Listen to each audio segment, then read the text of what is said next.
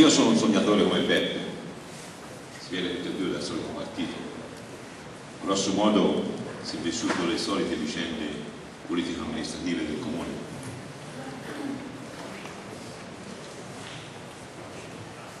E rimango un sognatore come lui.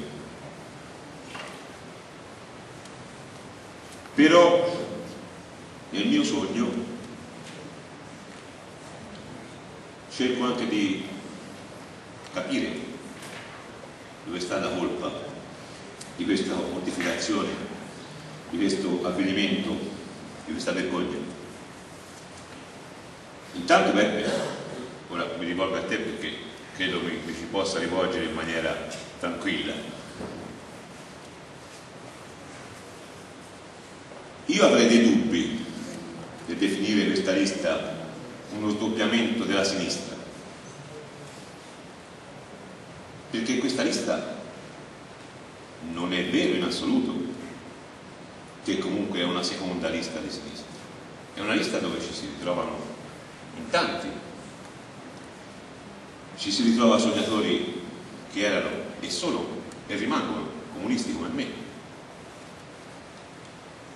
e ci si trova gente che viene da esperienze politiche diverse e che tutto possono essere meno comunisti. Si tratta di andare a vedere, te dici non voglio sapere di le cause e le colpe, si tratta però di fare un'analisi di quelle che sono le vicende succedutesi, perché da questo si evidenziano inevitabilmente delle colpe e delle responsabilità.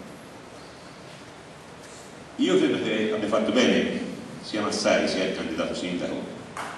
ad accennare qualcosa, ma credo anche che dopo l'intervento precedente sia il caso di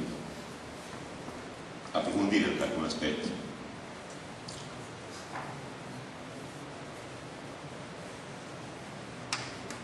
Ci sono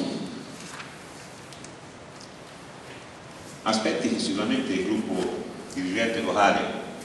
del Partito Democratico non ha tenuto nella minima considerazione. Quando noi si dice che questa esigenza di una lista civica è forte da tempo nella popolazione del comune dello Cefreno, è forte da tempo, perché la gente si è resa conto che la necessità primaria è quella di una discontinuità netta fra questo modo di amministrare e un modo di amministrare completamente diverso, che tenga conto prima di tutto delle idee, delle esigenze, delle necessità dei cittadini. Non si può pensare di firmare una cambiale in bianco, come diceva Beppe, e trovarsi con gli amministratori che mai organizzano niente per decidere